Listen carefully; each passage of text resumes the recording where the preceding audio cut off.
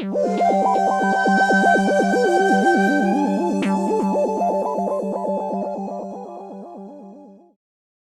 everyone, you're listening to the Fun Friday edition of Learn Japanese Pod with me, Alex. And the Fun Friday edition is where we temporarily put down our Japanese grammar books and talk to cool people doing cool things in Japan. And in this week's podcast, I talked to a veteran of Japan and a really good friend of mine, Andy, who's been on the podcast before. And in this episode, we talk about how the COVID travel restrictions and curfews have affected Japan and how things might develop in the future. But a small word of warning, this episode was actually recorded back in mid-March and I'm now uploading it in May. So some of the topics in this episode might be a little out of date or not accurate anymore because quite a lot has happened since then. So please keep that in mind while listening. So without further ado, here's the podcast. I hope you enjoy it.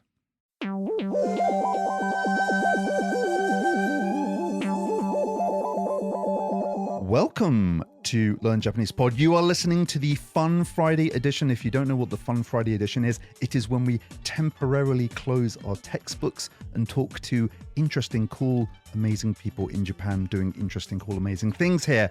And this week is no exception because I'm talking to my wonderful buddy, Andy. Hello. How you doing? I'm doing well. And Andy, as you know, is a friend of Learn Japanese Pod. We have talked to Andy before. The last time we talked to you was back in... I think it was around May. It was around my birthday. Exactly. 21 again, right? Yes. And holding. And holding, right? That's what I tell myself every year. But it's so great to have you back on the program. It feels like it's been forever. And we're going to talk about why time has gone incredibly slowly recently. But yeah, it's great to have you back, man. It literally feels like it's been like 5 years. I know. Since we've done a thing. It's been such a year. The main theme of today is how has Japan changed since I talked to you early-ish last year, kind of back in May. And then how, because obviously I'm going to say the word that shouldn't be mentioned, but it's the coronavirus. And how has Japan changed since we were talking about it? And it could be interesting because we can talk about some of our predictions maybe and what we got right and what we got wrong. I think there's a nice little symmetry here. Yes. Because we had our call in May of last year, and we were maybe, 2 months into this brand new thing. Yeah, right. And it looked like maybe it could ruin our whole summer. oh, bless. Right. And I think now, a year afterwards, we're now maybe a couple months away from actually substantially being out of the danger zone. We won't be back to normal for a good long time.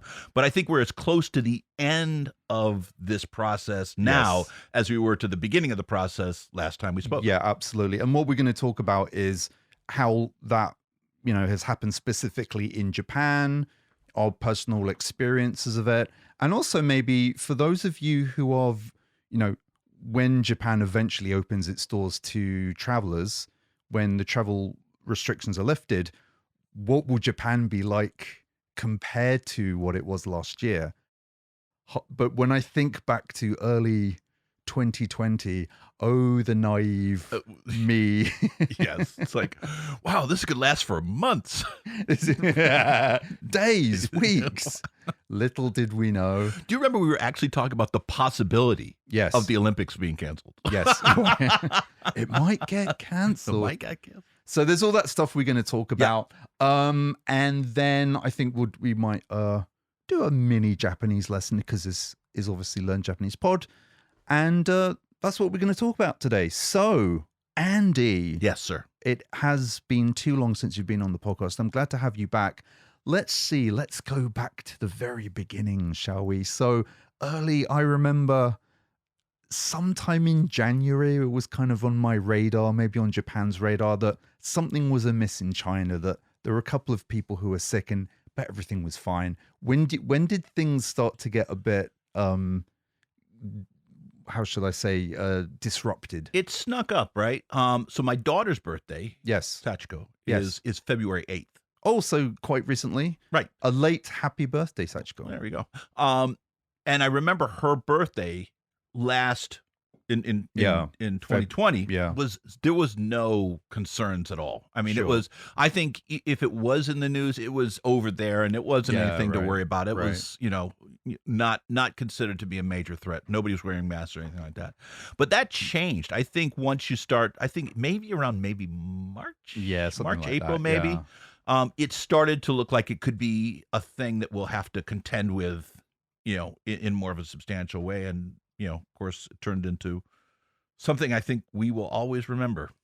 And I remember that numbers of cases started to rise, and we had back then that was quite a big peak. I think it was in was it in July last year? Like numbers really started to peak. And then they had, well, it wasn't specifically a lockdown. It was technically it was a state of emergency because apparently, as far as I understand, the Tokyo Constitution doesn't allow lockdowns. That's to kind of stop. Right. So everything, there's been no lockdown. Yeah. There have been a series of state of emergencies that have been declared. Right. And they haven't all been the same. But by the way, just for you listening audience, when Alex goes, I think it was way back in March. He's looking at a chart right now. He's looking at a screen. He can see exactly the data. There it is. I hardly have any brain cells left after this year, I tell you. So yeah, it's back in. Well, no, I'm looking at the chart and it's like, was it July? I just can't. Time doesn't seem to figure in my mind anymore. So that I think that first bump was right around June, July. But the point is, it was a bit, as far as we were concerned, it was a relatively big peak. It was huge, right? Yeah. It was, and everybody freaked out. That's when we went on the state of emergency. Yes. So it was May, right? We were in a state of emergency then, right? Right. And so it was like May, June, July. And back then, I remember there were the first biggest thing in the media was in the news was what was it called? What was the name of that ship? The something Princess. That was so basically it was a cruise liner filled with happy holidaying tourists. And then there was an outbreak of corona. And at that time, I remember the foreign press was very, very critical of the Japanese government because they refused to let the people off the cruise ship. Right. It spread all throughout the cruise ship. And there were all these articles going on about how badly Japan had managed. Overreacted, right? Well, yeah, it had overreacted. It was terrible management. And it was proof that, the Japanese government were out of touch and were incompetent. Fast forward 6 months, right? That, it's like compared to the rest of the world, I think Japan got off relatively lightly, right? We had a really slow start, right? And it took us forever to reach our first 1,000 casualties. Yes, right. And I felt like I still feel like we were doing pretty good. Yeah. Right. I think our total deaths now, I'm just thinking off. Alex, can you take a wild stab? So it's I don't know what the total is now. I think it's like 8,000, something like that. Is that 8,000? Yeah, which is not great. Obviously, it's a terrible number, but comparatively, it's not the worst, right? Right. And I think part of the reason why that is the case is because that first wave was a relatively small one. Sure. And we contained it. They shut down all the schools, remember that? Yep. So all the schools from pre-K to colleges. Done. You really remember that. I completely remember that because we had everybody in the house.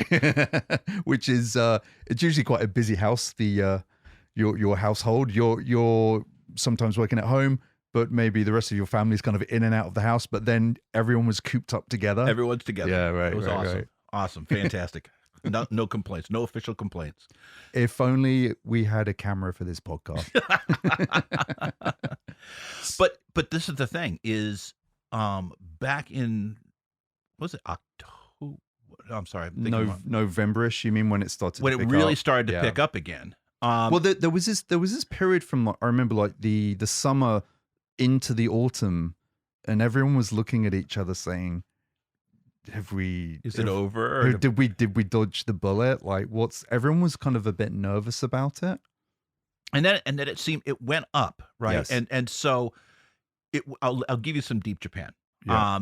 It went up, and what they did was they wanted the nightlife, because the nightlife was identified as being a spreader, right? They closed down the schools, right? Right. You know, and schools and colleges went online and doing that to some degree, but they wanted to shut down some of the izakayas and the nightlife because that's also where people were spreading it. I think, sorry to interrupt, but the campaign was Mitsu desu. Mitsu desu, right? So it's the three things that you had to avoid. So the three things, if I remember this correctly, are small rooms with no ventilation, right? Large crowds of people, and close talking. Yeah. So those were the three things. Anyway, sorry, Andy, as you were saying.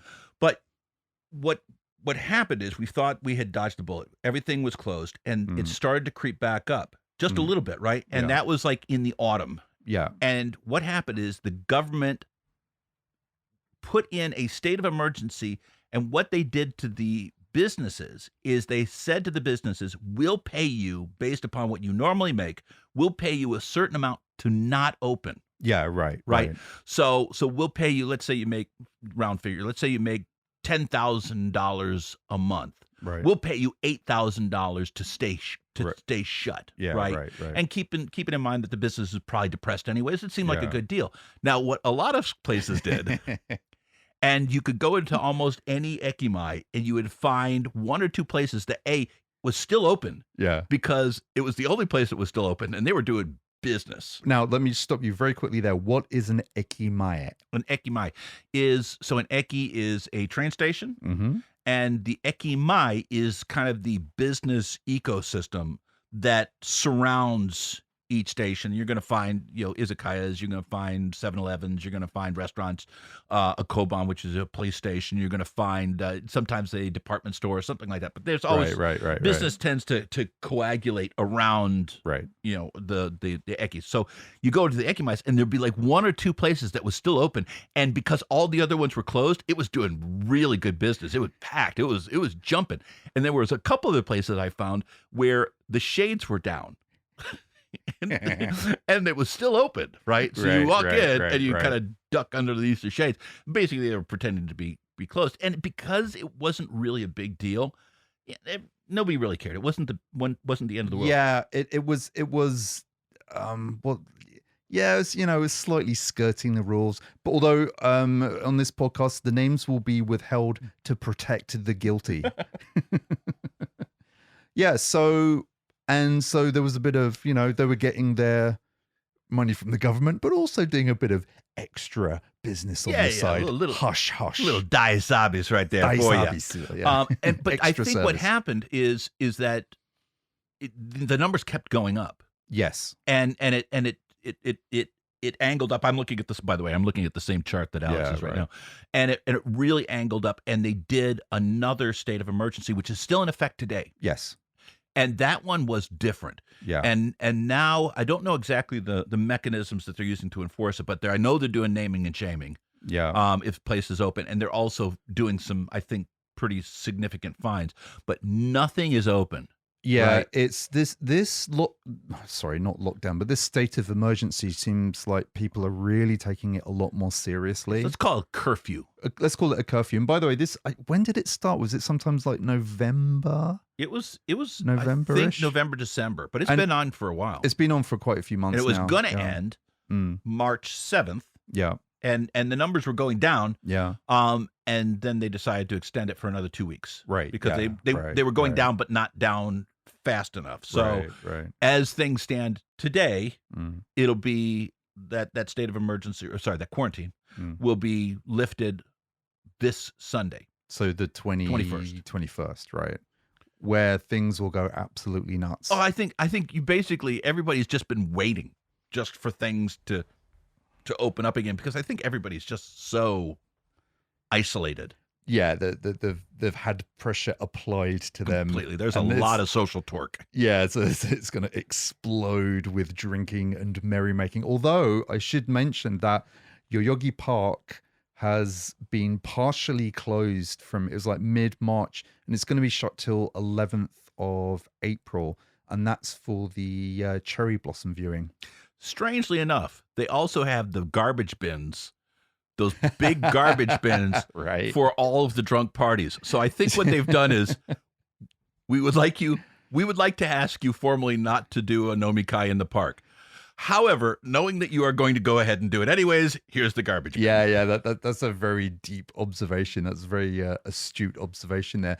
By the way, so this is Hanami. So Hanami is traditional cherry blossom viewing party that did it start in the Heian period or before that? But anyway, you enjoy the natural fleeting beauty of the cherry blossoms with your friends, usually with a blue plastic sheet, lots of alcohol, and maybe actually some people who are really going for it, they'll actually bring like a gas generator, and then they'll plug in speakers and they'll have music going, and people will be dancing around, and it's the most wonderful, fantastic, dare I say, ginky event that happens in Japan. And to see all the sakura, basically all the areas with sakura have been fenced off. Yep. So you can go and see them, but you can't sit down and party, which is a shame. But I think it's an abundance of caution because of the run up to the Olympics. So you live in Yoyogi, which we've walked around today, and it strikes me that this is very urban. Yes.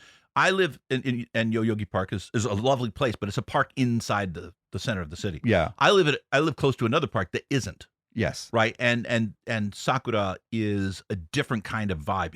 It's not so much the drinking parties. That does happen. Yeah. But it's a lot of people that are just strolling and enjoying that beautiful, Akira Kurosawa-esque, right. the beauty of it is in its transience. Yeah, right. And the funny thing is we're enjoying the beauty of this very temporary blossoming of the flower in the context of a virus that will never die. Right. You're getting deep on me, Andy. Completely. What was in your coffee? But I actually shout out to my good friend Ricardo. By the way, Ricardo is the guy who designed a cute little podkin, that little green dinosaur on the front of the website. I said to him, it's a shame that we can't, see the transitory beauty of the cherry blossoms because it's been cancelled. And he just said, this too shall pass. So there you go. There you go. Yeah. He's a clever cat. Hello, Ricardo. How's it going? Now, are you waiting for an answer? Yes. So that's kind of like a rundown of kind of what happened in our crazy lives here in Japan. What do you, so this is kind of more onto the main topic. Andy, what do you think has changed pre-corona compared with post-corona Japan? So for example, for someone who's already visited Japan, and I know a lot of many listeners of Learn Japanese Pod have actually already visited Japan, what changes are they going to notice when they come back? Maybe at the end of 2021, probably beginning of 2022. What do you think? Let me back up just a little bit and talk about some of the things that have changed in Japanese culture. So we talked back in May about the fact that if you're looking for a culture that embraces change quickly, Japan is not that place. Right. Yeah. And that the problem is that this is such a shock to an ingrained kind of a society that doesn't naturally, change easily or quickly. However, Japan is also a tremendously stoic culture. Yes. And I think Japan's stoicism has overtaken its resistance to change. My wife is studying to be a psychologist, right? And she was going to college. Now she's doing college in the house online. And it didn't happen easy, didn't happen quickly. It still isn't the ideal, but it's happening, right? Right. There's a lot of folks that are working from home, and it's now not as big of a shock to the system. And my guess is, and I wouldn't have thought this a year ago, is I think a lot of offices are going to get smaller. Yes. I think that footprints are going to get lighter, and I think the trains will become less packed. Well, the trains are noticeably less packed now. I think some will go back, right? And there are definitely some customer facing gigs and stuff like that. But I think there's a lot of people that will find out they could do completely good work, enjoy their lives, save money by staying home and working from home, like you and I do. Yeah, right. Normally, right. And I would, if you'd told me this a year ago, I would have said it's not going to stick. But I think it will. I think that will stick. And the second thing is, I think that there is a loneliness in Japanese society that when you come back, when you come to Japan, oh, they're gonna love visitors. It's gonna be. I'll tell you what. If you're going to come back, you'll be amazed at how open everybody is going to be. This is just my guess. I'd hate to be proven wrong. Well, something interesting happened in Kyoto, and that was to do with the tourism, and also my brother Ben. Hello, Ben. How are you? He's living in Kyoto now. He'd mentioned this too, and that was that before the pandemic hit, tourism hadn't been managed very well from the perspective of the local residents. Sure. So if you go to some of the most beautiful areas in Kyoto, like for example Gion, and some of those areas where you can actually see geisha. Maiko, sorry, apologize. Maiko going about their business. And I remember many, many years ago, there may be a couple of tourists taking pictures. Now they're swarmed by people with their Canon cameras taking pictures. The streets are crowded. There's lines for everything. And a lot of local residents in Kyoto were like really annoyed at the volume of tourism coming in. And so when Corona hit, and Ben, my brother, was saying this. He said, "Yeah, like the streets are just like relatively empty, and all these tourist areas, they're just emptied of tourists." Right. And I think what's happening now, or what I would like to think is happening now, is they're rethinking how can we manage tourism better when everyone comes back. Yeah. And there's a really interesting guy called Alex Kerr who's written a lot of books about the culture of Japan, architecture, and he's done some really interesting stuff. He was talking about like a system where you actually just apply for tickets online, and you're basically staggering ticket sales per day. Now, for an individual place, you're getting less tourists, and it's a little more expensive. But for the tourists, they're getting a much better experience because you're not having to queue for something like a Disneyland ride for like 2 hours to get in. And so I think like hopefully if they can like rethink about the tourism in Kyoto, that would be a good thing. And I guess that's the point I was trying to make before is in Japan, it's not natural to break something that's working and build it back. Right. But we didn't have the luxury. It was broken for us. Yeah, right. And everything broke down. And so we're building it back. And that's where I think, it's like, okay, gambaru. And then you basically knuckle down and do it. And I think a lot of infrastructure is going to be built back, in an improved way. But actually, on your point of infrastructure, like Shibuya has changed massively. Oh, completely. It's like they kind of ripped out the center of Shibuya and just rebuilt it from scratch. And that was for the Olympics. Right. Well, they've Harajuku as well. The Harajuku station's looking, over by Tama, my station, they've rebuilt that. So there's been a lot of projects where it's okay, let's take advantage of the fact that nobody's using this. Let's prepare for when things go back. But my point was, I think at an individual level, I think we have all suffered.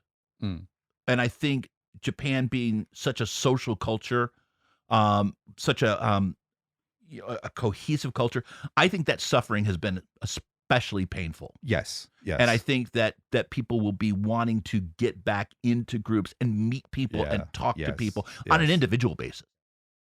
How sick is everyone of video conferencing now? Oh, completely. I mean, I'm sure there's just and by the way, video conferencing saved many businesses. It saved economies, it saved nations, But man, on a personal level, how sick are we of video conferences? Completely. Yeah.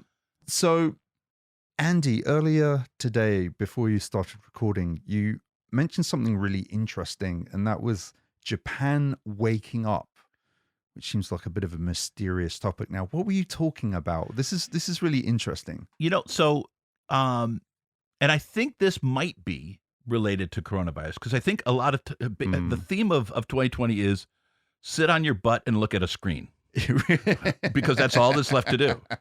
And any business that involves sitting on your butt and looking at a screen, that business has tended to thrive. Can we make a T-shirt out of that? This is my life for the last year and a half. Sitting on my butt and looking at a screen. Right. And so I think social media, has been invigorated by that. And when you get people talking about things that are good or bad in society, well, that's when social consciousness can change. Yes, right. And I think social consciousness is changing all over the world. And there's a term in the States called woke. Yes, and that's kind of the more left liberal side, which I tend to cleave to. But I think it's sometimes it's taken a little bit too far. Sure, I'll be honest. It's just me. And I think the chances of Japan getting actually woke in that way are very remote. Yes. I think it's a very different culture, and I think that doesn't translate into Japanese culture very well. But I think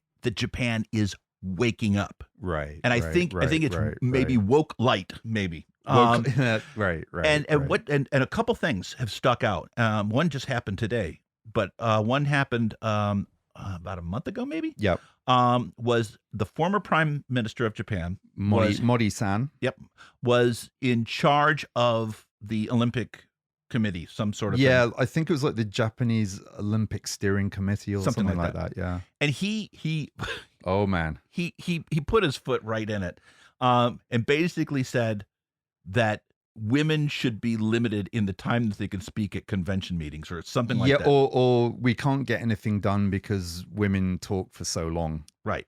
Either way, it was a dumb thing to say. It was a terrible thing to say. But he said it with impunity because in Japan, Oji-san can say that sort of stuff and get away with it. Yeah, so Oji-san means like basically old men. Old guys, right? And now it's like everybody's like, guess what?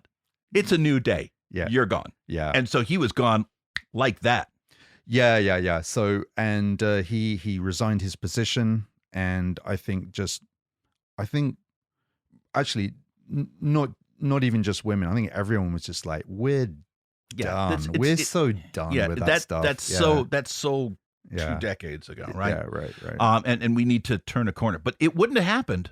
I don't think it would have happened pre-coronavirus. Yeah, I think you're right. Yeah. And just today, I saw in the news that the marketing director, another person in the Olympic committee, wanted to enlist a plus-sized female Japanese TV talent person. Right. Put pig ears on her. Yeah. And call her the Olympig. Oh my, Lordy. This is a real thing. And now he's gone. By the way, it's amazing that people think they can get away with it. But in the past, they could, right? And now they can't. I think you're right. So, the history of older Japanese politicians making off-color remarks, whether they're sexist or bigoted in some kind of way, there's a long history of it. And kind of nothing happened. And I think Mori is an example, like as you said, where the tide is turning, where people are saying, that's not cool anymore. Yeah. It's not only not cool, it's not tolerated. Yeah, right. And so I think that, and you asked about the difference between, Japan, if you visited it before Corona, and Japan, if you visit. Right. I think it is a more progressive society now than it was in relative terms. It's still very traditional, right? It's still not, it's by no stretch of the imagination, far left, leaning stuff, but it's definitely moving in that, kind way. of more equal rights, more assertive. And I think that's positive overall because I think it's been suppressed by Oji-san. Previous to Mori-san's horrible gaffe, last year there was a lot of focus in the news of that poor woman who committed suicide who was working for the advertising company. And basically what had happened, she was working for this advertising company. They had this crazy workaholic culture, and it just drove her too far. And that tragedy started a big conversation in the media about work culture. Right. And right. Right. Do you remember? And that was last year. Was it last year or the year before? Was it 2019 or 2020? Dude, remember Yeah. beginning of last year, we were talking about Pawahara, Yeah. Sekuhara, and Matahara. Okay, so this is a great Japanese lesson. Okay, so Pawahara means Power harassment. Sekuhara means Sexual harassment. right, and Matahara means harassing pregnant women. Yes, or people who have babies. Yeah, right. But you know what? So for example, even though women would want to take time off, they would kind of or they would pressure her to like quit the company. But it was overt, right? Yeah, I mean, yeah. it wasn't subtle, like especially the powerhouse, like this guy just whacking another guy. You don't see that anymore. Yeah. And it's just not tolerated. Yeah, right. Wow, that's gone. Yeah. Well, it's we'll see if it comes back when people go back to work. It's definitely not perfect. There's a long way to go, I think. Yeah. But it's changed for the better, definitely. And there's still a problem, this thing called buraku kigyo. So buraku kigyo means companies that, cajole their staff to work unpaid time, overtime, and all that kind of stuff. But I think at least they're having a conversation about that. And that started... And we didn't used to. And we didn't used to at all, yeah. Right. And, and I think some of this comes from kind of more traditional Japanese culture. It's like, listen, sad day for you if you don't enjoy your job. Your duty is to do your job well and not complain and gaman suru, which means to, put up with stuff and not complain. Be stoic. Right. But I think that the conversation has changed, and it's like, well, do I necessarily have to work 100 hours a week? It's like, what's the point of doing that? I think that the whole etch-a-sketch of Japanese culture has been shaken, and it's a clean slate now, and people are drawing new lines. Yeah, definitely. Will it rebound to some of the things it had before? Invariably. Yeah. Okay. Right. Once we get back to normal life, everybody's vaccinated, people are able to work in the office. It's certainly going to snap back to some degree, but it's going to be super interesting to see if Japan post-corona is the same as Japan pre-corona, and I'm going to put my 500 yen. Oh, here we go. Okay. That it will be different. Yes. Oh, well, it's going to be interesting to see how it's permanently changed and what stays the same, right? And my 500 yen is that it will be permanently different to some degree. I don't think it's going to be to a huge extent, but it's progress, right? It's moving in the right direction, I think. Yeah. No, a very good friend of mine who works at this manufacturing company here in Tokyo, she was saying, the change to video conferencing for the managers was really, really tough for them. Sure. They just conceptually, they're like, but you have to come into the office. And they were saying, no, we can't. Yeah, it was a big change. So a friend of ours, a mutual friend, said that she had to take a picture of her screen. Oh, yeah, right. So, so this is crazy. So, my very good friend, she works at, it's a somewhat, I would say, a conservative or maybe a traditional company. It's a manufacturing company. And the managers are very traditional. They're very conservative. And the idea of all the staff working at home was just too horrible for them. It was abhorrent, And so to keep control on everyone, I think they asked the staff who were working at home to take screenshots of their computer and email them every hour to the HR staff. Nice. So, and I said, how many people are working remotely now? It's about 2,000. So it's 2,000 people times an 8-hour day times 6. Is that every 10 minutes? 6 pictures every hour. That's like tens of thousands of files being sent to the HR, which they would never say. And within a week, everyone just ignored it. See, but that's it. Yeah. See, is you trying to maintain the old structure just didn't work. Yeah, right. And so a lot of that broke down, and it's going to be interesting to see, for a business like that, will they force people to come? Well, will they require people to come back to work? Probably to a certain degree, but maybe not 100%, right? Well, it's like kind of new kind of options. It's like you could stay at home 100% of the time. You can come into the office 100% of the time, or you can blend it between the two, kind of 2 days at home, 3 days at the office. What you said before, yeah, it's probably going to be, I wonder if JR and the other train companies are going to be making less money now. Dude, it's not that. It's the real estate companies. Oh, yeah. Because they make so much money in Akasaka and in the business centers for, those buildings, a floor of those buildings is a lot of money for rent. And if they, if people are letting their leases expire and moving to smaller places, which a lot of them must be doing, it's going to happen. You're going to see the real estate market is going to shift massively. Yeah. For commercial real estate. Sure. Welcome to Commercial Real Estate Pod. 101. Everything you need to know about businesses in the center of town. I'm so glad I did Learn Japanese Pod and not Real Estate Pod. By the way, no offense to anyone who is doing a podcast about real estate. I'm just saying I'm glad that you're doing it. Anyway, that was so rude. Moving on. And now it's time for Random Phrase of the Week. Now, Random Phrase of the Week, if you hadn't thought, is a random phrase designed to make your Japanese friends laugh, guffaw, and fall off their bar stools when you say it unexpectedly to them. And hopefully their reaction will be, where did you learn that phrase? And you will proudly say, oh, I learned it from this podcast, Learn Japanese Pod. So, Andy, have you come across any interesting phrases that are worthy of Random Phrase of the Week? So teach us some Japanese, Andy. My number one word that gets me out of hot situations is bimyo. So what does bimyo mean literally? It literally means anything you want it to.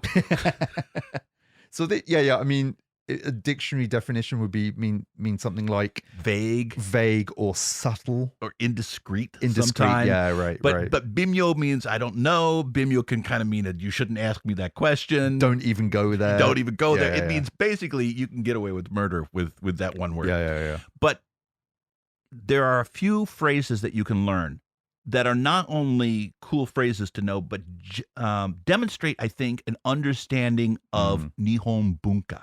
Very good. So they're representative of the Japanese culture, right? Yes. Yeah. Now, Japanese culture is, I think, very concerned with harmony within groups. Yes. Okay. Sometimes people say overly so, but yes. Like I said, I think we're progressing to a balance.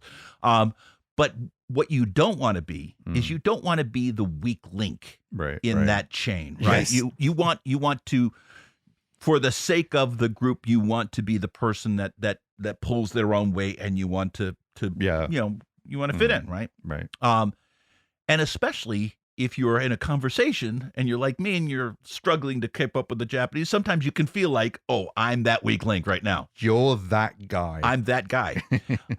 And you can apologize for knowing you're that guy and immediately get, I think, a bit of understanding from people. And I think it also builds a bridge. They know that you're trying and they know that you understand what's going on. And it is ashi o hipparu. Ashi o hipparu. So ashi means, I think it's your ankle. Yeah, or your leg. Yeah, it's a bit of a vague term. Ankle or leg. Hipparu means what? So hipparu means to pull. So literally, it means to pull one's leg. Now, not to confuse us here. No, yeah. By the way, it took me forever to figure out if somebody said pulling your leg. Oh, I mean, I understand a joke. No. No. It means That's something not, completely different. So obviously in English, to pull someone's leg means you're kind of making fun of them, or you're telling a lie, or you're kind of joking around. But actually, ashi o hiparu literally means to pull your leg. But what it really means is, It means to hold somebody back, yes, right?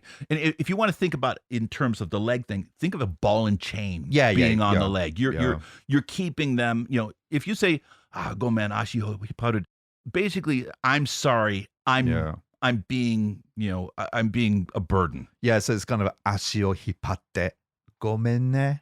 Right. Ashi o hippatte gomen ne.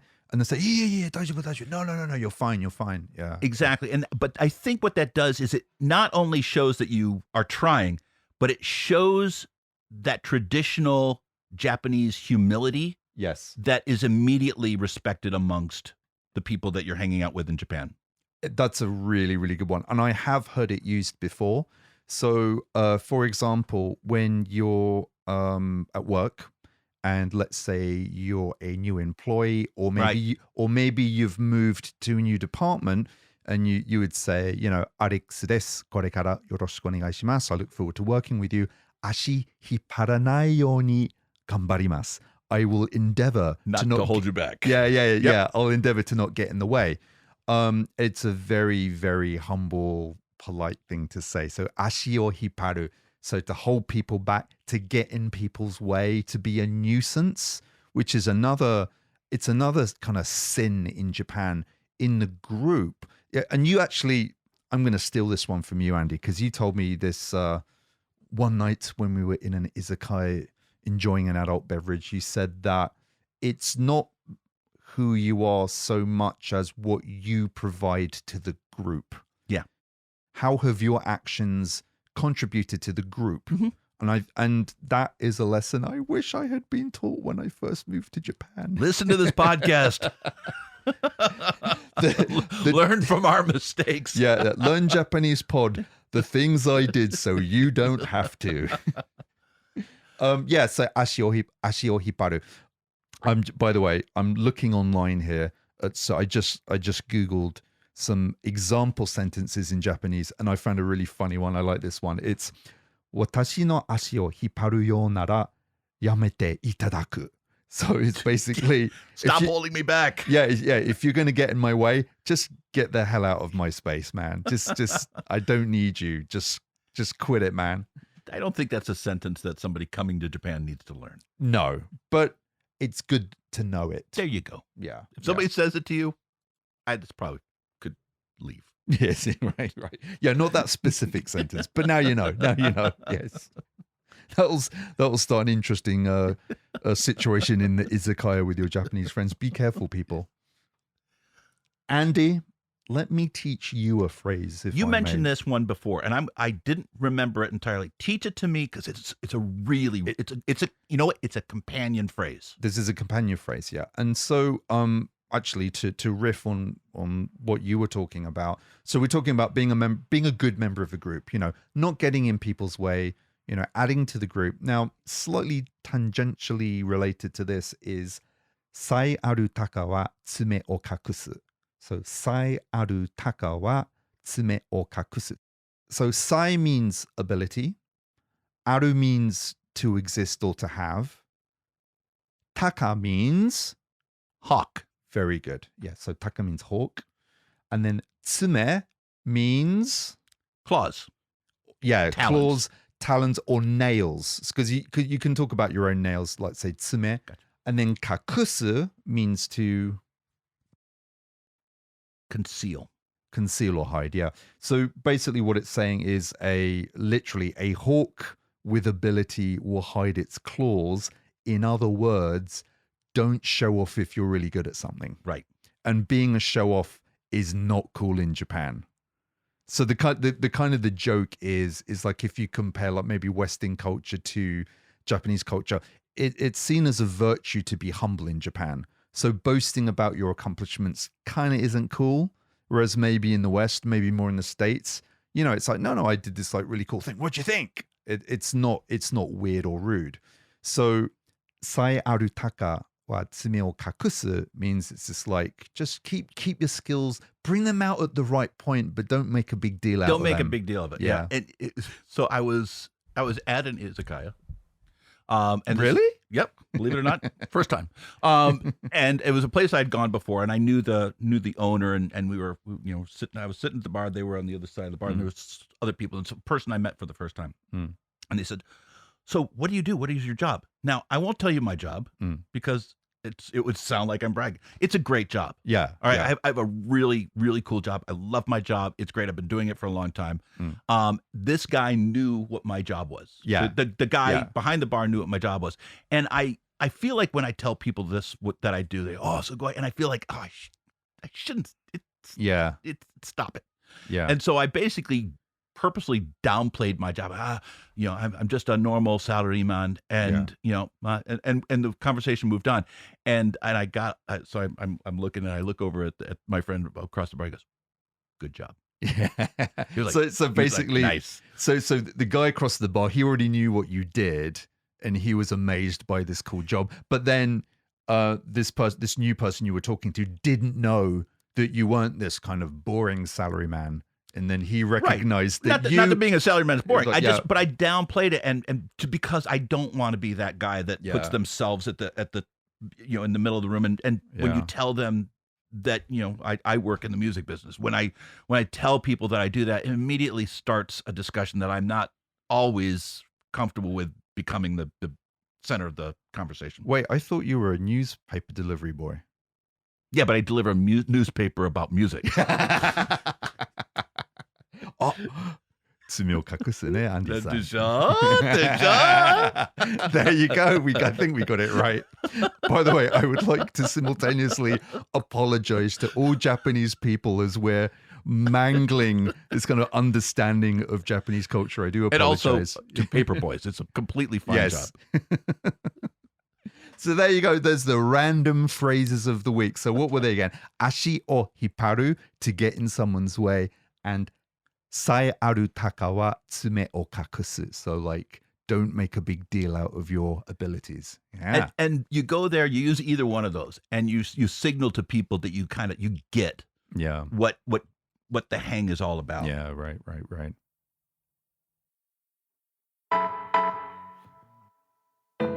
Well, anyway, we're almost at the end of the podcast now. Just want to do a couple of shout outs to people and a bit of business. So first big shout out is to all you wonderful listeners. Thank you so much for listening to the podcast. Thank you for your emails and communications. I love hearing from you. I love getting your questions. If you have any questions or comments, or just want to send me bizarre emails, send an email to info@learnjapanesepod.com. Another huge shout out to all the wonderful, fantastic members of our Discord server. We have over 1,000 members. I can't believe it. It's grown so much so quickly. And the biggest thing is everyone there is incredibly supportive, friendly. It's just such a nice, friendly community. And I just want to say thank you to everyone who's made the Discord server just an amazing place to hang out, learn Japanese, ask questions, and just hang out and chat. Thank you from the bottom of my podcasting heart. You know what? I know I'm supposed to stop talking. It's supposed to be the end of the interview. I'm going to jump in. I'm friends with you. I've known you for a long time. Yes. But I have seen the community that's built through Learn Japanese Pod. It's such a positive community. And I would like to throw out a suggestion from us to you. Let's arrange a party. 110%. In either online, but let's not do it online. Let's face to face real party. Right. Something real where we all meet up somewhere. Wariakia? Oh, I'm totally down with that. Yeah. So when the travel restrictions have been lifted, people can travel. I'm 100% down for doing some Learn Japanese Pod meetups. We used to do them back in the day, people. If you remember, some of our old-timer fans, maybe old-timer listeners, maybe remember that. But yeah, absolutely. And I'm so up for that because, like I said, or like you said, sitting on your ass looking at a screen all year. We need to meet people. So Gotta get out, man. But listen, all you lovely Discord people, thank you so much for everything you do. And I'll see you all on Discord. By the way, if you want to become a Discord member, go to learnjapanesepod.com and click on the link at the top of the page that says Discord. It's as easy as that. And that's about it. What else? You can find us on Facebook at Learn Japanese Pod. You can find us on Twitter at Japanese Podcast. And that's all I have to say.